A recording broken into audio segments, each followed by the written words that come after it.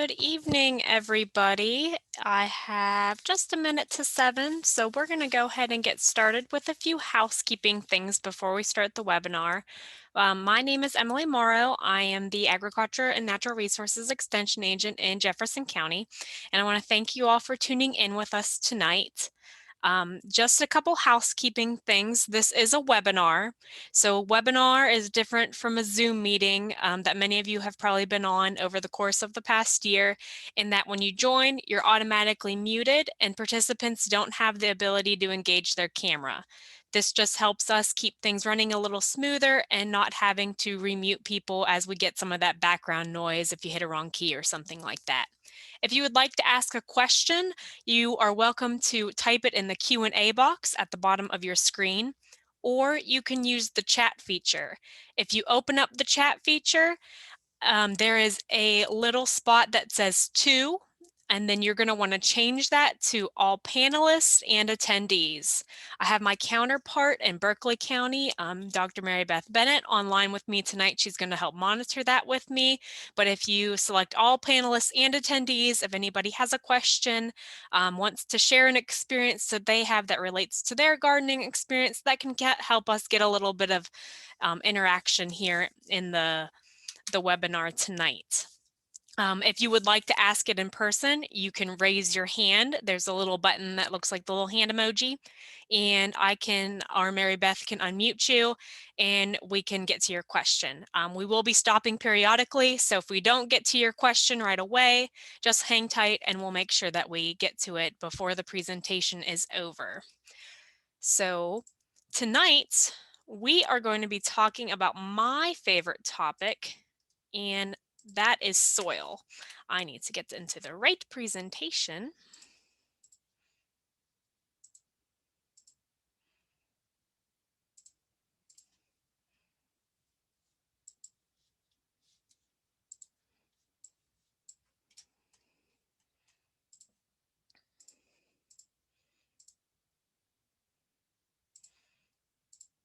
Okay.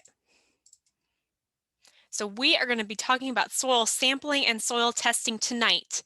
For those of you that tuned into last week's webinar or watched it perhaps after the fact, we were discussing setting up a garden, and our presenter at that point in time, Michael Lilly, discussed soil testing just in a little bit of detail about how important it is when setting up a garden. So we're going to cover all of those details this evening.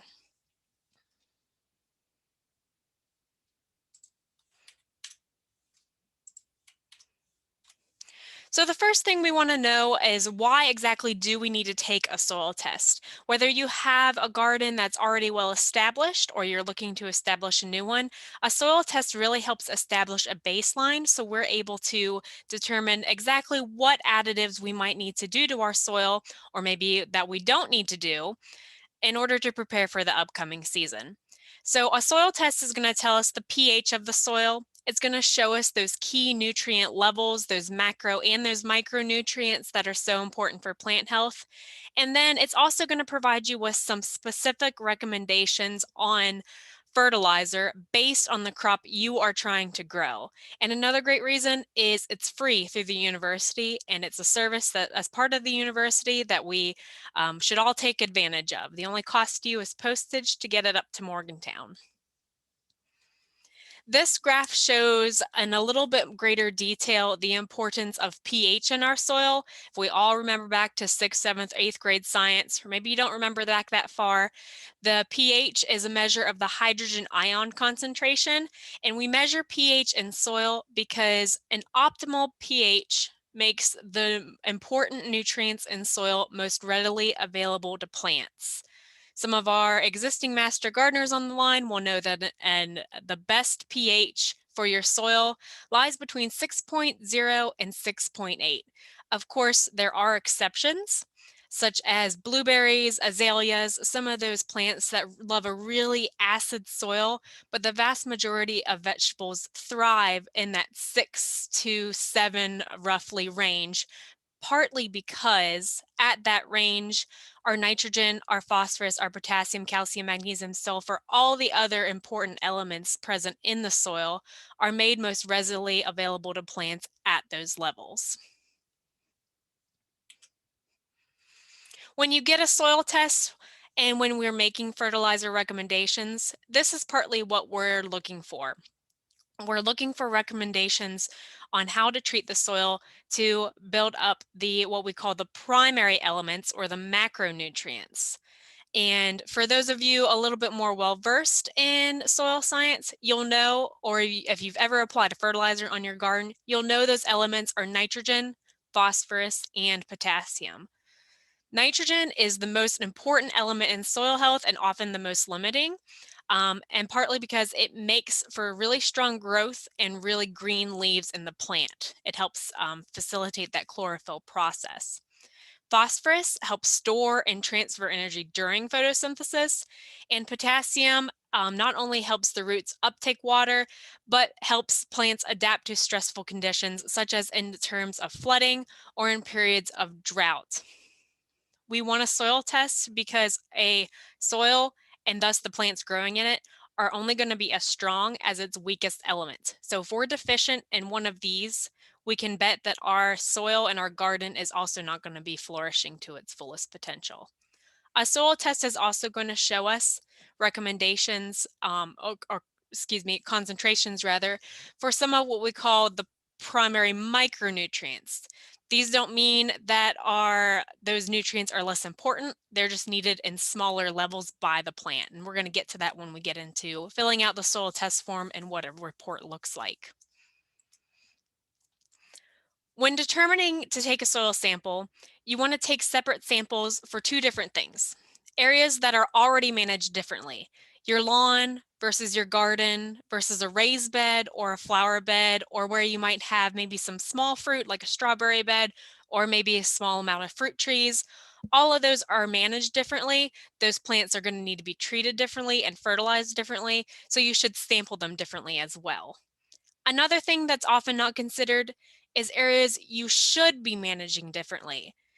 Now, those are areas that, due to their topography or their lay of the land, where they might get more sun, where in the case of livestock, if you are thinking about a farm where animals might congregate, anywhere that you can think of where the area might logically have different fertility levels. I included this picture of a pasture field because if I were going to take a soil sample in this field, I'm going to sample the top of the hill differently than I'm going to sample the bottom. And in a garden setting, you might have an area that tends to stay a little wetter. Maybe you have a shady spot where you like to grow your shady your more cooler tolerant vegetables, or maybe you have a small orchard or some blueberry bushes or a strawberry bed. All of those areas might be, you're going to want to sample them differently and send in separate samples and conduct separate analysis on each of those areas to get the best recommendations. It's also really important to remember that a soil test is only going to be good as the sample that you provide. So it's important that we do it right. The next consideration is when to sample.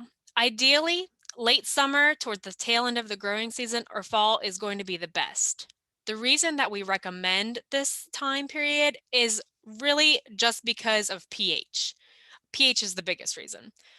If you have a low pH in your soils, fall is the best time to apply lime because it can take up to 6 to even up to 3 years for that lime, depending on the type and the amount used, to completely react within the soil and bring the pH back up. So by testing in the summer, you're able to make those applications before year end, and then you're ready to go with fertilizer applications in the spring. It also just gives you a little bit of leeway when it comes to making those plans on how you're going to fertilize your garden or your lawn or whatever space you're looking at, and making those necessary arrangements. Obviously, we're well past late summer and early fall, so spring is the next best time that you're going to want to think about soil sampling. In fact, right now, as long as the ground's not frozen, and there's no snow on it that you have to dig through, it's a pretty good time. Fertilizer should be applied in the spring. Um, Folks will apply some organic amendments towards the end of the garden season, and we'll get into that when we talk a little bit more detail about fertilization. But if we're talking about synthetic fertilizers, the spring and closer to the period where the crop is going to be grown is going to be a better time to best utilize those nutrients. When it comes to how often should you sample in a garden, every year, every other year is good practice. A lawn, you can get by spending a little bit, skipping a couple years here and there, every 1 to 4 years. Pasture, same thing, and cropland is also tested a little bit more frequently. If you'll notice, garden and cropland have a recommendation for a higher frequency because those crops just use more nutrients. So as a result, we're going to want to consider applying more as needed. The next issue is how to sample. If we're talking about a lawn, we're talking about grasses. So those grass roots are not reaching very deep down into the soil. 2 to 4 inches is more than sufficient. Most everybody on this call, I think, is thinking about gardens. So we're going to think about sampling 6 to 8 inches for our fruits and vegetables, or down to the tillage depth if it happens to be lower or higher than that amount. There's 2 different ways that you can take a sample. Most of us on the call probably don't have a soil probe like I do because I take a lot of soil samples, so I have one at my disposal, but a garden trough will work just fine. You don't want to just dig a hole and throw everything in there. That's really not going to work as well as you think it's going to be. Then you're getting an uneven distribution of what's at the bottom of that hole versus what's at the top. And we want a even sample. So I always tell people, when you dig that hole, then back that spade up, just like you see in the image, and take almost what looks like a slice of cake of soil. And that's going to be your sample. You're going to put that in preferably a plastic bucket. Metals, there could be a potential that it contaminates the sample just a bit, just depending on the age of the bucket. So using a clean plastic bucket is your best bet. Now, if you have one of these soil probes, maybe you borrow one from my office, we will rent them out to those that ask, especially if you're taking a lot of samples. It's definitely a useful tool to have. It takes basically a core sample, so you don't have to mess with digging separate holes, breaking up different pieces of roots, different chunks of roots, and getting down to where you need to, the depth that you need to go. If you're taking any samples in the middle of the summer, when it's really dry in a real drought period, especially if you're using one of those probes, you'd be real hard pressed to get beyond 2 inches in a pasture setting. Those of you that are thinking about gardens, think about where to place your garden. This is the first step you're gonna want to do before you start that garden preparation. If you were on Michael's call last night, if you were on the first session last week, you probably have some idea if you scouted out your yard on where you're going to want to put a garden. Mark that off with some tape or some garden hose or some rocks and take a soil sample within that area. Now, once you've taken your sample, there's a few different correct ways to take a sample. And this is the area that you're looking at. You're going to move across and take more than one sample. You can move across it randomly. You can move across it in a pattern like I do. You can be, for the type A personalities, you can be a little bit more systematic in your approach, but there is a wrong way to take a sample, and that's by only taking one. And the reason why is when you're looking at a soil sample, we're trying to get an average of the nutrients across that area. That area might be 100 square feet, it could be 1,000 square feet. Whatever it is, we want an average of the nutrients. So thinking back to math class, the more samples you take, the better that average is going to be. If I'm looking at an area like this, I'm just going to move across it in a random pattern, some way where I'm going to be able to get an even distribution of samples and collect more than one. The more, the better. Once you have those samples, again, remember, a sample is meant to be an average. You're going to put them all together in that plastic bucket and remove anything that's not soil, rocks, bugs, plant residue, anything that's not soil. That is going to become what we call your composite sample. It's smaller samples all made up to, again, get the average of the nutrients underneath foot. From there, you took your sample, you're going to let it air dry, and you're going to place 1 to 2 cups of dried soil in a labeled plastic bag. You're going to fill out 1 test form per sample and attach it to the bag. The best way to do it is by folding up the piece of paper and wrapping it around the soil and then securing it with a rubber band. The reason I mentioned you're going to want to label your plastic bag, and you'll understand what I mean when we get to the form on the next slide, is just in case that bag becomes detached from your sample in one way, they're able to say, that came from Jane Smith. I can tell because she wrote on it her last name and where that sample came from, and I have the form here detached. Then you're going to mail it to the lab. And that lab is in Morgantown. The address is listed here, but the address is also at the top of the soil test form, which has a fillable copy online, and I'll show you how to access that. But you'll see it here on the next slide. When you're filling out the form, this is what it looks like. The top third is your information. The middle third is your soil's information. And the bottom third is going to be the results that you're not going to fill anything in, and the lab's going to do that for you and then churn out your results for you. It's all pretty self-explanatory. Your name, your address, your email. The reason that they like this to be a fillable document, they like for you to type it in online and then print it out so they can read everything clearly, such as your email address specifically, because that's where your soil sample results are going to go. They're going to go straight to your email.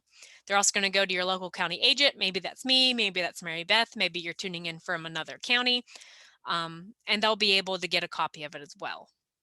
The middle third, where it says your sample ID, that's something that's for your benefit. You are going to want to put something that helps you remember where that sample was taken. Maybe it's simple, garden. Maybe you have 2 garden spaces. If you have 6 raised beds and you're sending in 6 samples for each raised bed, draw them on a piece of paper, stick it on your fridge or in with your seed box, and number which one's which. So then you know which one's raised bed 1, 2, 3, 4, 5, and so on. When I take samples for helping growers diagnose a problem, I was out at a high tunnel last week doing some samples. He had a side that was growing very well, a side that was growing very bad. I labeled it just as you'd think, bad side, good side, because I'm the only one that needs to know what that sample ID means. I mentioned also labeling the bag where the soil is. You would want to write your last name and your sample ID also on that bag as well, and a Sharpie is more than sufficient.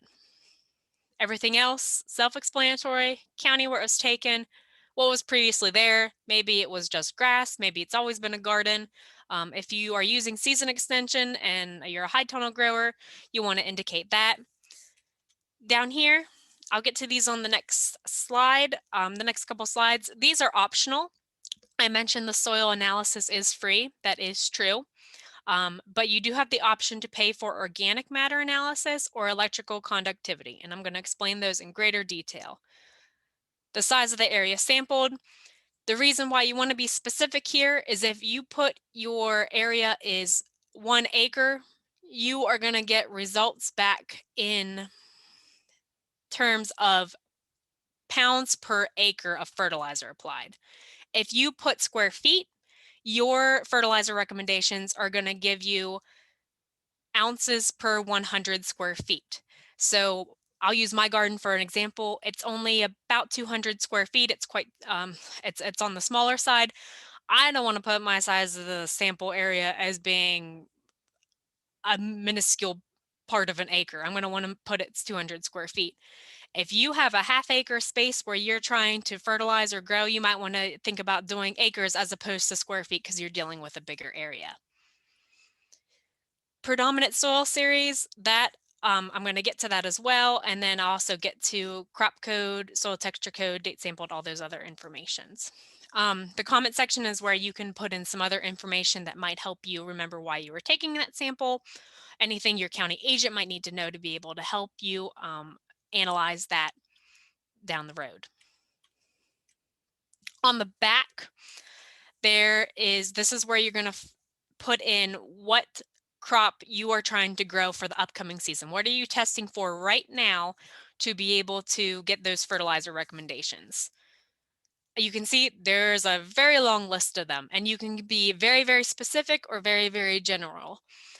These are new. With the new testing system the lab switched to about maybe 2 years ago, we're able to get a lot more specific, which is of a great benefit to some of our produce growers that might have a whole high tunnel just full of greens. If you have maybe a pumpkin patch for your kids, or you are taking those areas separately and you know I'm going to set out, this is going to be my sweet corn patch this year that I hope to harvest, you can get a specific recommendation for that. But for most of you, you're going to look at code H01, which is right here. See if I can do this. There we go. On the form. And that's for home vegetable garden.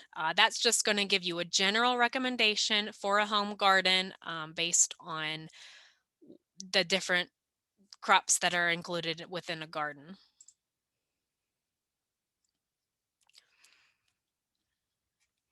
Okay, I see Stefan asked a question here. Is there a database where we can look up what neighboring properties have a soil test result? No, your county agent, if that's me or Mary Beth or someone else within the state of West Virginia, can look up other individual results, and we can run more. Say you submit a result with home vegetable garden, and then you change your mind and you say, I'm just going to do a giant pepper patch. So I want a recommendation on how to fertilize for peppers. I can get into a database and then pull out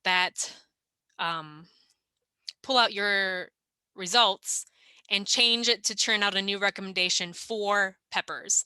I cannot look into exactly what a neighbor might have done. I can only see the address of the person submitting it. I can only see those that are indicated they were within my county. So unfortunately, no, we cannot get more specific than that. And Susie in the chat asked, would fruit be included in home vegetable garden, or should I use strawberries? Susie, I would use the strawberries. You're going to get a better recommendation for that than home garden. There's also one for blueberries. You'll see there's one for orchards and vineyards if you have fruit trees. And Allison asks, are you able to look up tests from previous property owners?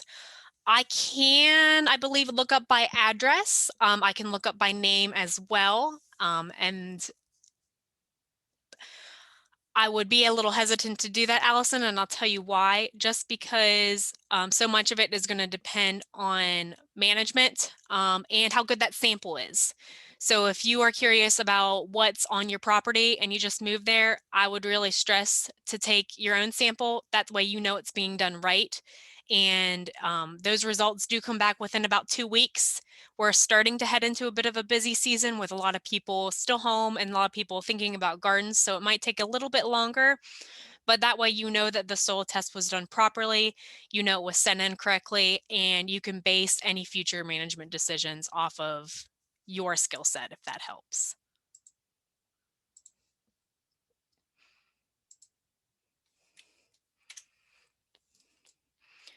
Now let's talk a little bit about the optional extras on the front of the soil test form. The first is organic matter, which if you would like to do it, get that done on your test, it costs $6.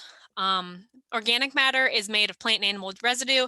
It's broken down over time by soil organisms, and it can be increased naturally by adding organic soil amendments, compost, manure, mulches, and it's really our best indicator of soil health. If you are looking at ways to show that you've improved your soil over the long term from the time you first started your garden to 5 years from now, organic matter is going to be the best way to do that. However, it can be too high, and we'll look at a few examples of different organic matter or different soil test reports and kind of break down exactly what they mean. If you are starting out or if you've actually I do take that back. If you have tried to garden in your space before and haven't had a whole lot of luck, I would recommend getting the organic matter analysis done. It might give you a little bit of insight as to some of the other reasons why that space might not be flourishing and what you can do to improve it. The second is electrical conductivity. That one is not going to be particularly useful to many of you on the call, but it's you can at least have an understanding of what it's for. So electrical conductivity is a measure of the salt content in the soil. We recommend getting that tested if you're a high tunnel grower. And the reason being because high tunnels are drip irrigated, so they don't have the benefit of heavy rains to leach those salts down through the soil profile. So things tend to get a little concentrated and it can impact the growth of plants within the high tunnel. It can also be high if you have excessive use of synthetic fertilizers. Um, Synthetic fertilizers contain salt, and that excess salt, if it builds up in the soil, if it's applied too much, it can impact plant growth. Just like excess salt impacts you and me. You eat too much of it, your mouth feels dry and you have to chug a lot of water. Well, plants are the same way. They feel too dry, they have to uptake way too much water, and if it's just not there within the soil, it impacts their growth. Mary, if Mary asks in the chat, if we mainly just grow flowers, would we circle vegetable garden? And yes, we don't really have one for cut flowers. So there's a couple options for our flower growers. You can do home vegetable garden.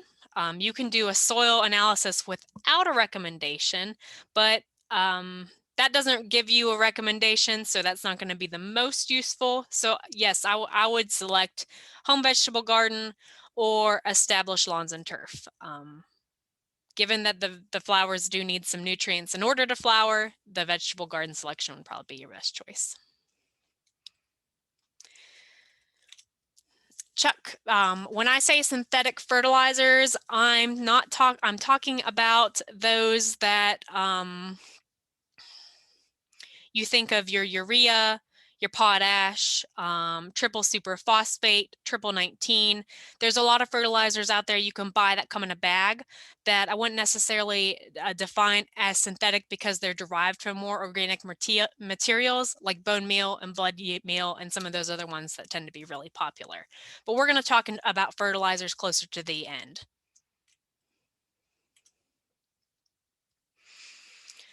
When your soil test comes back, this is what that first third of your report is going to look like. Sorry, I just wasn't sure if I missed a slide. So this is going to be the information that you filled in.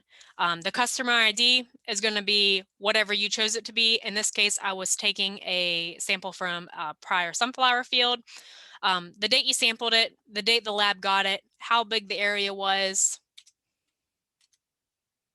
In this case, it was about an acre. If you don't put anything, if you leave that blank, it's going to default to 1 acre. So if you're testing a small size, it's going to be pretty valuable to make sure you put that in terms of square feet, because it's going to be a lot more useful for you when we get to the fertilizer recommendations. The previous management of this particular field was sunflowers. And then we get down here to predominant soil series and soil texture. Now, these are two things that you put in. And they're not always completed, but it's helpful if you do complete them because it gives you a better recommendation. Soil texture is the composition of your soil and the percent of sand, silt, and clay that's within that soil. The texture can influence plant growth, so that's why it's helpful to have an idea of what your texture is. And if you're one of those folks that thinks you might have a high salt content, it can influence your electrical conductivity. So you can test your texture just by feeling it with your hands. We have a helpful guide on the website that I'm going to show you once we get to the end of the presentation where to locate all that. If you were my fourth graders that I do this in the classroom with, we would be having dirt in front of us and playing with it in our hands, but we don't have enough time for that tonight. And I don't know that everybody wanted to get soil all over their laptop keyboards like I have done way too many times. Soil series is the other thing that's sometimes not quite understood when it comes to filling this out. So in short, soils are grouped together based on their characteristics. That might be texture, structure, or how they were formed. A quick recap on soils is they form in layers. If anybody's ever seen Shrek, Shrek tells Donkey that ogres are like onions, that they form in layers. Well, soils like ogres and onions, and it also forms in layers. The R horizon is the rock. The Earth at one time was all big old rock, and over time, with soil organisms and the climate and the topography and the precipitation, it's all broken down, and we've got the soil that we have today. So as you move closer and closer to the top of the soil surface, the soil is broken down even further. And the A, the topsoil, is what we try to build up when we're talking about soil fertility. When we're talking about soil sampling, we're really focusing on that top. Soil scientists dig holes like this, and that's how they determine what a soil series is, what's the color of it, where is it located, how was it formed, all those different details that we could spend a whole college degree talking about that we're not going to get into tonight. But the main point on why we mention that is because those properties that group those soils together can influence a soil's yield potential. So different soils have the capability to store and hold and release nutrients differently based on those properties. And we have started to account for that when it comes to giving soil um, fertilization recommendations. Now, for the home gardener, it's not going to be that specific for you. You're not going to get a yield recommendation. But if you are sampling for a hay, a pasture, or a row crop field, this is when it's going to be valuable to you. If anybody's interested in learning more about that, you can stay on at the very end of the call, and I'd be happy to talk a little bit more on how you find that information. But the main point is for anybody that's looking to sample hay, pasture, or row crops, this is when you're going to want to pay attention to soil series. Now, for those of you that might be using manufactured soil, like in a raised bed, you are not going to have this at all. That is not an option that you're going to put in because you're getting something that's been put as a recipe has been put together elsewhere and is not really traditionally what we find underground. So another good reason to take a soil sample comes with those soil properties. These were all pictures just taken on the same farm within a very short distance from each other. And it doesn't take a soil scientist to look at these and realize that they're all very different. And thus they might have different fertility capabilities. They might react to fertilizers a little bit differently. They might have changed. They might change exactly what how yield-wise a crop is able to respond. So that's just a little interesting tidbit to get people looking at dirt a little bit more. I don't think anybody on here is as big of a nerd as I am, but I always like looking at this picture. Here's just another example of, we just name them things that are geographically make sense. The Huntington is one that's in the floodplain of the Ohio River Valley. Here we have ones that are called Hagerstown, Ryder, just different names as it relates geographically. Now back to the soil sample report. You did all that, you went out, you got your soil samples, you mixed them all together, you put them in your bag, you mailed them to Morgantown, and you've been checking your email relentlessly every single day because you just can't wait to get them back. Well, they're back, and it's going to come to your email, and this is what it's going to look like. It's going to be a report just like this. That top third, your information, what you filled in. And then that bottom 2/3 are going to be your sample results. And then at the very bottom, your fertilizer recommendations. So this is that first sample report I was showing you. And let's dissect this just a little bit more, because it's kind of a lot to look at for someone that's not seen one of these before. You're not really sure what you're looking at. You're not really quite sure how to read it. So first thing we're going to look at is the pH. From this particular report, we can see that an adequate pH means our lime, we don't need any lime. And that an adequate pH in this case is considered to be over 6, which we have. We have 7.1. In fact, it's running a little high. Next, we're looking at that chart. So of the nutrients that are measured in the soil test is potassium, phosphorus, then potassium, calcium, magnesium. The soil analysis is measuring if those nutrients are present in optimum amounts, medium, low, or in some cases, excess. In some cases, there's too much. And if you look at that chart and you can read that it says relative sufficiency, 100% means that's what the soil needs. So when you're looking at that rating, medium is not low, but it's not 100% of exactly what the crop needs. And we can see that phosphorus, calcium, magnesium all have a rating of medium, and that nice pretty yellow bar on the graph.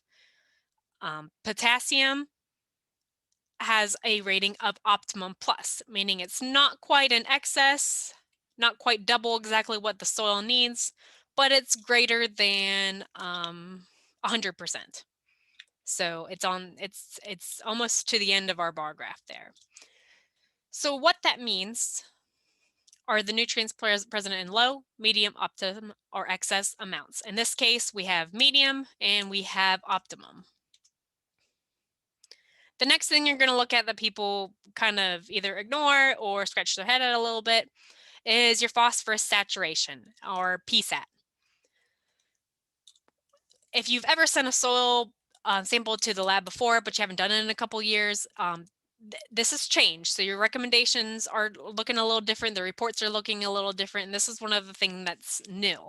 And the reason we care about this is the PSAT is a soil susceptibility to leach phosphorus into the environment. So you're either going to get a rating of low, medium, or high. If it's high, we need to be really conscious of how we apply phosphorus, because not a lot of it is going to actually be used by the plant, and the phosphorus that you do apply might just be a total wash, because it has a high potential with a rain event to just leach right out of the soil and end up in a waterway or as a pollutant somewhere.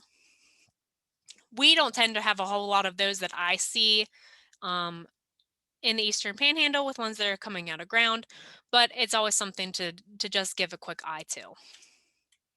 So we go down here to our fertilizer recommendations. I put this area in as being 1 acre, so I am getting recommendations in pounds per acre. That's what the nutrients are reported as. Now we have 2 different levels.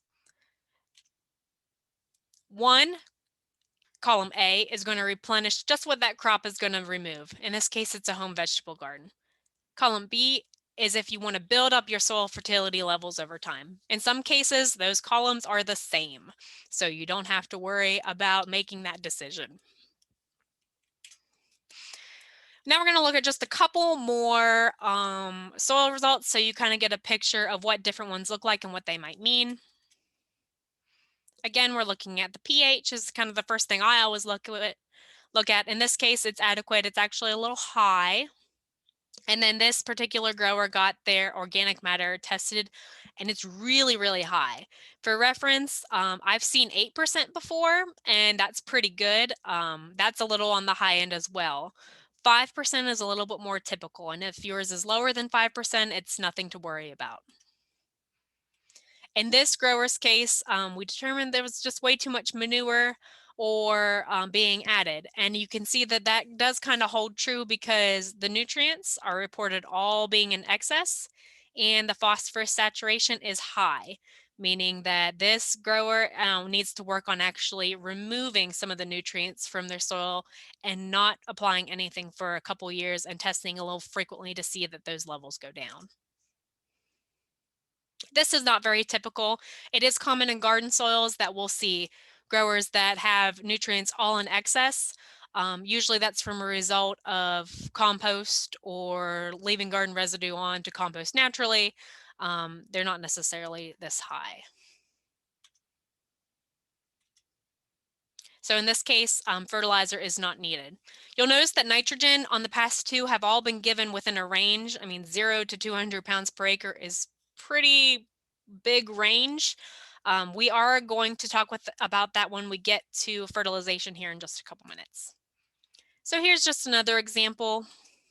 Again, pH, this one is really good, adequate. And this is what a low rating is going to look like. It's going to be a nice, pretty, stare you in the face red bar.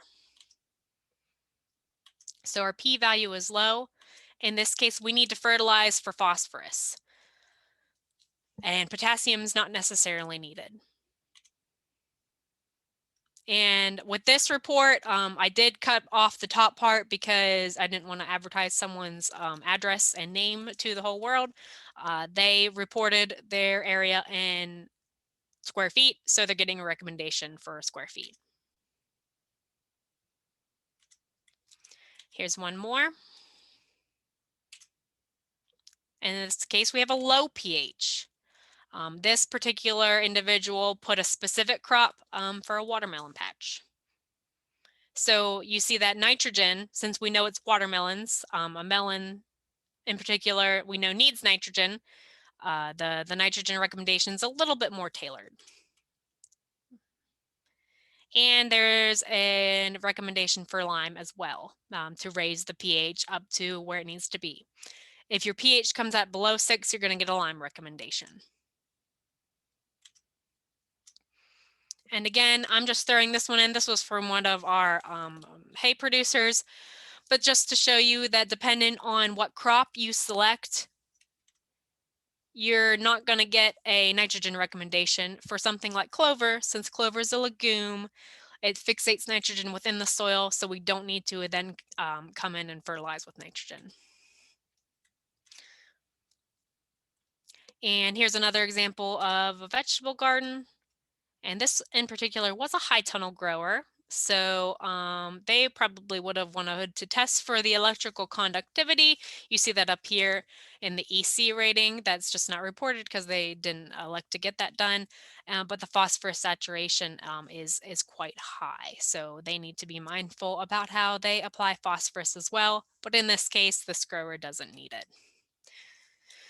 So I'm going to stop for just a minute and then let's talk fertilization. Does anybody have any questions about what we covered so far? You can raise your hand, type in the chat.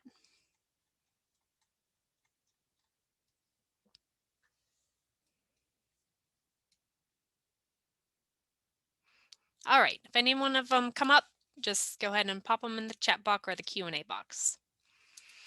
So I threw out a lot of different words and we're just going to take a couple minutes to go over what they mean. One of them being lime. So lime contains, is a way that we use to raise the pH, contains calcium carbonate to neutralize acid soils. There's two different types of lime. There's dolomitic lime and there's calcitic lime. Now, dolomitic lime is what, when you take a soil sample, most of you are going to get a recommendation for because it contains higher levels of magnesium. So if your report is coming back saying you're low in magnesium, that's one of the elements that you are testing for, it's going to recommend you use dolomitic lime just to bring that calcium, that magnesium up. And pretty much all of the samples that I get back, if there's a lime recommendation, it's for dolomitic. There's two different types of lime. It comes in pellets. That's a lot easier to apply, but it takes a lot longer to react. And there's pulverized, so like a fine powder. If you need to add lime with a little bit less leeway, it reacts a lot faster because it's smaller particles. But on a windy day, it can definitely just be blown right away. Okay, I'm going to address a couple questions. Paula asked, what is a high tunnel grower? So Paula, a high tunnel grower is just, a high tunnel is just a form of season extension that uses a plastic over metal barriers to heat up the surface inside and just uses solar energy. So they are able to grow later in the fall and start plants earlier in the winter. So it's like a microclimate. And because it's not open to the skies, it doesn't get any rain. So all high tunnel growers drip irrigate with water. They have to bring water in, which means that it doesn't penetrate the soil as deeply, which can result in those salt buildups like I was talking about. Paige asked if you've already spread compost, can you take a soil sample? Paige, when did you spread your compost, if you don't mind me asking?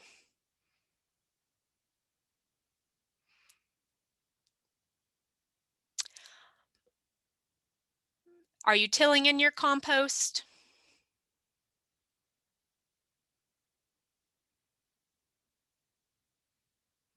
Hmm, that's a tough one. I would wait to take a soil sample unless you're able to take a separate sample from the compost and separate it out from the soil that's beneath it. And since you just spread it, you might have luck doing that, if that makes sense.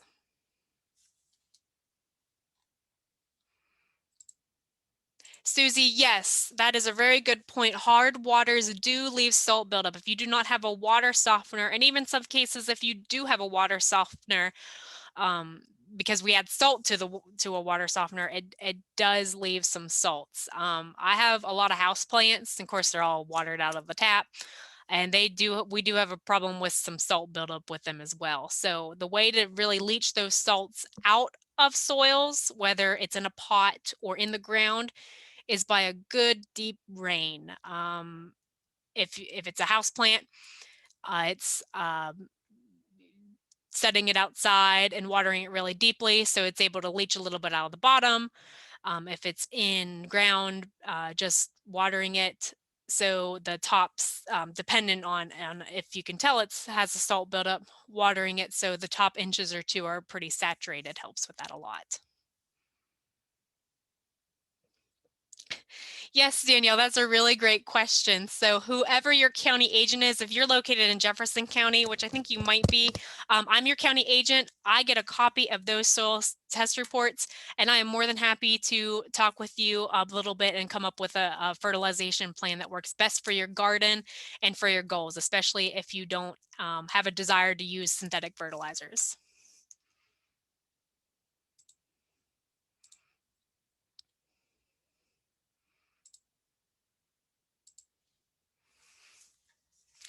And Paul asked, can wood ashes be applied to raise pH? So yes, but it's not something that we typically recommend. We don't recommend you compost your wood ashes because it throws everything off balance. We don't have an adequate rate to tell you, Paul, you apply this much and it's going to raise your pH.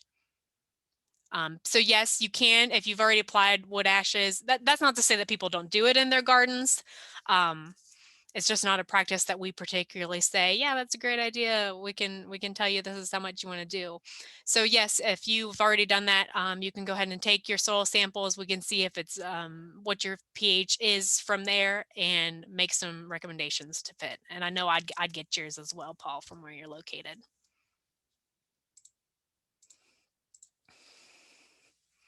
Now, a funny thing about lime, I'm assuming most people here are in the Eastern Panhandle. And in the Eastern Panhandle, I remember I talked very briefly about those soil layers and how that forms. Well, that rock that formed from our soils was limestone. So that's what we call our parent material of soil. So lime raises pH, which means by default, our soils tend to have higher pH naturally. Sometimes you will get a soil that has a low pH just from not being fertilized and having an intensive use over a few years, but it's pretty rare. I'd say for every 10 soil samples I get into my office, maybe one of them has a low pH. So if you are all going out and testing tomorrow, like I know you're going to before the snow hits, you'll probably find that you might not meet lime on yours as well. If you're shopping around for fertilizer, you are going to be looking for a fertilizer analysis on the bag. And this is if you're going out to a landscape company and you're purchasing it. The numbers on that bag represent the percentage of NPK in that fertilizer, nitrogen, phosphorus, potassium, in that order. Now, we say phosphorus, but due to a whole lot of scientific reasons, phosphorus is not available in its rawest form on fertilizer. It's tied up by oxygen and some other elemental reasons, and the same for potassium. So when we're looking at that fertilizer number, that 10, 10, 10 that you see on the screen means 10% of that 40-pound bag is nitrogen, 10% is P2O5, 10% is potassium. The rest is usually made of inert material, and by default, those manufactured fertilizers have some salt content in them, which causes some of the issues we talked about a little earlier. There's two types of fertilizers. There's a complete and an incomplete. So a complete fertilizer has N, P, and K all in some amount. It might not be the same amount, but all three of those elements are present. And an incomplete has one or two of those essential elements, but not all three. So the key when selecting a fertilizer, it can be pretty overwhelming. There's a whole lot of options out there. Just walk down the aisle at Home Depot and you'll find a whole lot that promise to grow bigger and better produce and grow bigger flowers and make everything just bloom like there's no tomorrow. But the key to remember, if nothing else, is if all your nutrients are below optimum on that chart, if it's green or blue, you're good on those nutrients. If it's showing you as low or medium on phosphorus and potassium, you might want to look at a complete fertilizer. You're going to need to supply those, the phosphorus, potassium, and nitrogen is going to be replenished depending on what crop you're growing. If only one of those two is below optimum, you're going to want to think about an incomplete, because a common error, especially in gardens, is selecting something general that supplies the same amount of every nutrient when your soil might not need that. And that's how we run into some issues. So if your phosphorus and your potassium are great, everything looks beautiful, you're going to want to think about just fertilizing with nitrogen as needed. Some common formulations you might see. You might see something that's called plant food. It's usually going to have the same amount of all three, 5, 5, 5, 10, 10, 10. Again, that means 5%, 5%, 5%, 10%, 10%, 10%. Triple 19 is one that's really common. Bone meal and blood meal are a couple favorites by gardeners in particular, because of their organic nature. And then some of the farm grade ones you might run into that just supply one of those nutrients: urea, potash, on the phosphorus, and triple superphosphate. So if we're looking at the farm-based ones, triple superphosphate is just supplying 45% of every pound is phosphorus, or P2O5 rather, if we're going to get technical. Urea, 46% of every pound is nitrogen. And on potash, the 60% of every pound is supplying potassium. And now, common question, what about garden compost? Most of you might compost yourself and just add that at the end of every season, towards the beginning of each season. And a general rule of thumb is compost is going to supply about 2, 2, 2. So 2% nitrogen, 2% phosphorus, 2% potassium.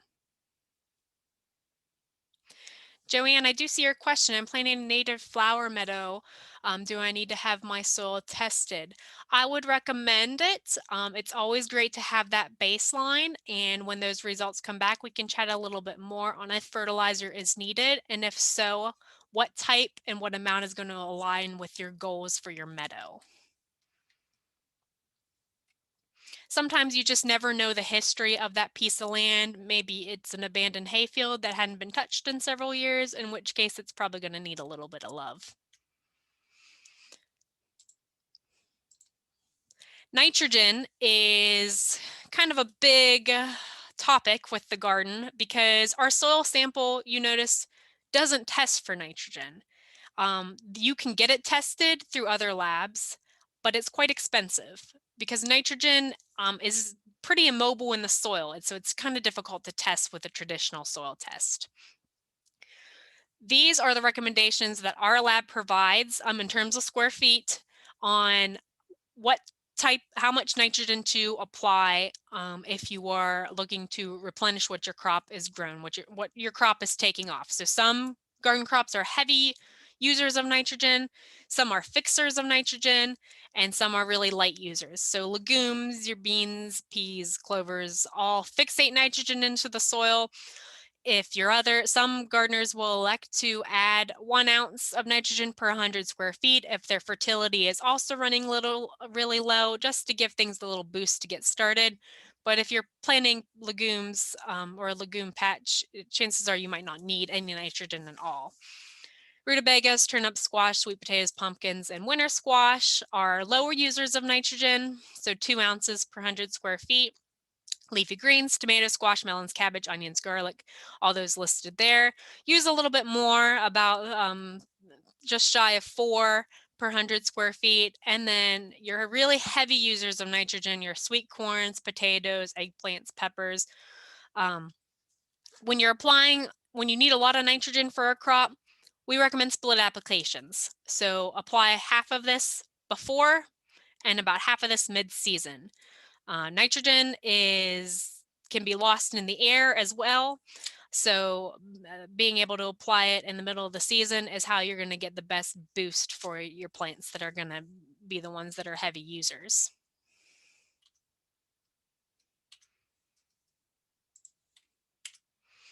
Now, just to wrap up here, we could spend a long time teaching everybody how to make fertilizer calculations, but the fact of the matter is we have the internet now, and there's really useful tools that will make that process simple, easy, and relatively painless. And I'm going to show you all exactly how we do that. Bear with me.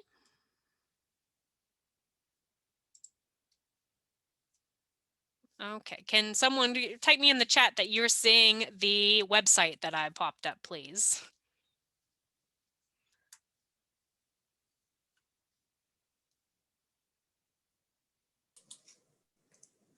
We're not seeing it, Emily. It's okay, let me do fertilizer. the stop share and the fancy stuff. Yeah, it's what you have to do.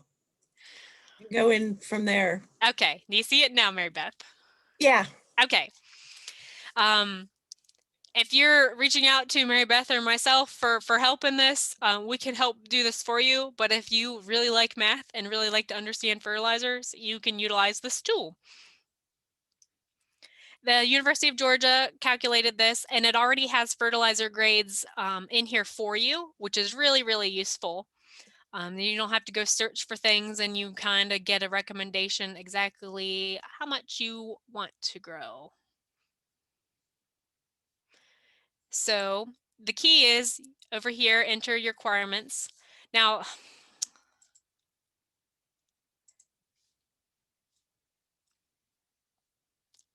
this is what I don't particularly like about this one. Let me put it in a little bit bigger. If you get your soil test report back and it's in terms of ounces per square feet, you have to do a little configuring to get it to plug in your recommendations as pounds per acre, if that makes sense. So I'm going to use an example I just have pulled up over here on my other screen for a grower that needs 50 pounds of nitrogen. His recommendation says 100 pounds of P2O5, and he doesn't need any potassium because it looks good. Now, if I'm looking at my recommendations and it's showing me I don't need any potassium, I'm not going to select one of these fertilizers that has potassium in it because that's just applying something I don't need. So in this case, I might want to see if I am going to be applying, let's say I'm going to do some blood meal, and I want to know how much I need to put down nitrogen. Now over here you can choose how many pounds per square feet, ounces per acre. This comes in handy when you're going out and actually purchasing a bag. Sometimes the bags come in 5 pounds, 7 pounds, 10 pounds, 50 pounds. So it helps you formulate exactly how much you might need for your particular space. So we'll say pounds per 1 acre. If I hit calculate, based on that fertilizer and how much nitrogen's in that fertilizer at percentage wise, it tells me how many pounds I'm going to need to buy of it.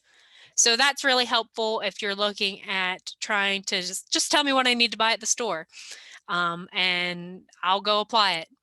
You can change, and if things aren't adding up just right because you don't have a fertilizer that matches your soil's nutrient needs 100%, which is totally okay. That happens all the time. It's going to tell you if you have a surplus or deficit of those nutrients and by how much. You can also change if you have access to farm grade fertilizers. You can tell me how many pounds of urea I need to supply that 50 pounds of nitrogen. I can change things to ounces per square feet. Let's say mine's 200 square feet. Then it's telling me how many ounces of urea I need for my garden space. So you can put in exactly how big is your garden, how many pounds, ounces am I gonna need to meet my needs completely. So this is a pretty helpful tool. I use this all the time when I'm making recommendations for growers, but it's also useful in that it has these specific formulations for lawns and gardens. And if you are curious on a compost, you can type in a general formulation for compost. How many pounds of compost or ounces of compost do you need to supply based on your soil test report? So I'm going to go back here.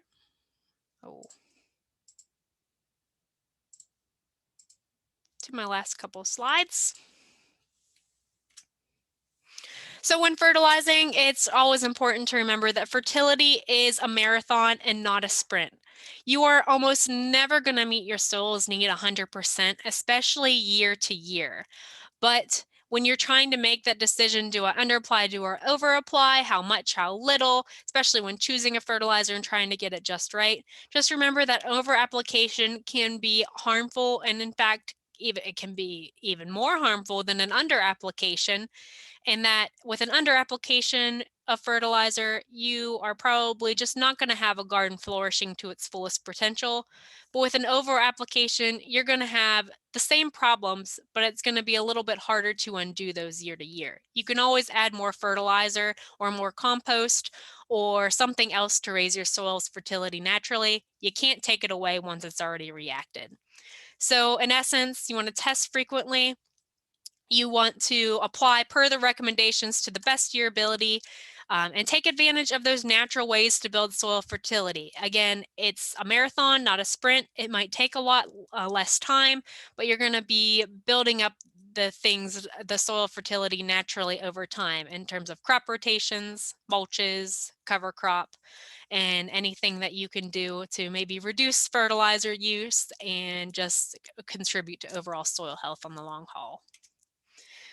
So with any questions, if you want to know where to access your soil test forms, the website's there. If you want to, Paul, I see your note there in the Q&A. If you want to take a picture of the screen for your fertilizer calculations, that's the tool that I used. If you have any questions in general, you're welcome to send me an email, or we can discuss them here within in the next 20 minutes or so.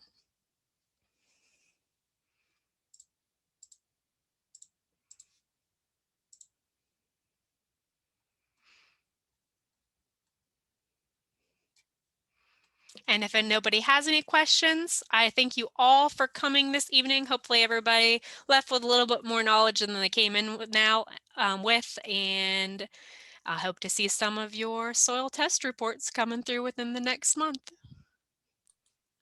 I got you, Danielle. I'll stay on to to get them answered. Yeah, they're asking if you want to share the link with in an email. I said, because I can't copy it on my laptop. Oh, here. It I won't can let me do type it. it in the Yeah, type chat. it in the chat. That'll work. Chuck, it takes about 2 weeks. Now, it's taken a little bit longer with the pandemic just because more people are sending in soil samples. I submitted some right before Christmas and they just came back like mid January. So a month, and that's kind of a long time. A month is a pretty conservative estimate. So if you send them in within the next couple of weeks, you'll have something, but just in time for garden planting. So soil testing. Here is the other form, the website and the chat to get the soil test form online. You'll know you're in the right spot because my face is on the front page. Don't sign a media release agreement with the university, and that's what they'll do to your picture.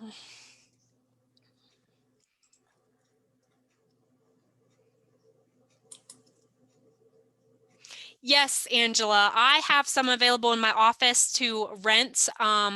So we typically ask a $50 deposit, which is returned to you when you return the tool back.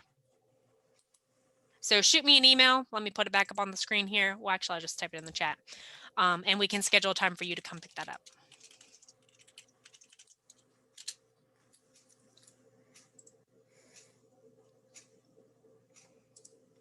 Hey, Emily, if you're good, I'm going to leave, okay, and go back to the other one. Okay, thanks, Mary Beth, for your help. Take care.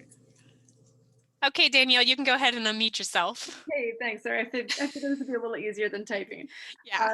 So the first question I had is, I was wondering if you're offering. This is really nice that you guys are offering the soil testing for free, and I was wondering if this is something that's free to the public, or if it's just for this class, or if we can share it with other people. It is free to the public, so it is free for West Virginia residents. Okay, and then the other question, this is a dumb question, but sending the soil samples in, it seems like it'd be easier to send in like takeout bins or something like that. Is that okay, or does it have to be in plastic bags? They prefer, so when it comes, here, I'll show you an example. We used to give these out, these kits that they put them in a bag. They don't do these anymore, so this producer has had them for several years. But he put it in a plastic bag within this bag. And then the easiest way to send it is like through a check box. You can use a small padded envelope as well,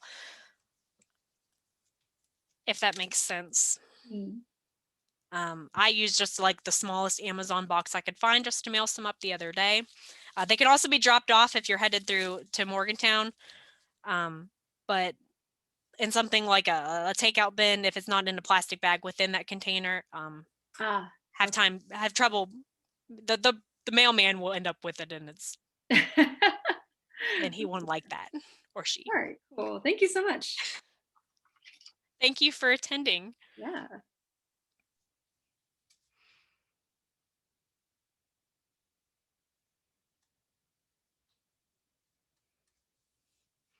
Does anybody else have any other questions? Oh, I think I saw a hand. I might have accidentally lowered it. If that was you, you can raise it again.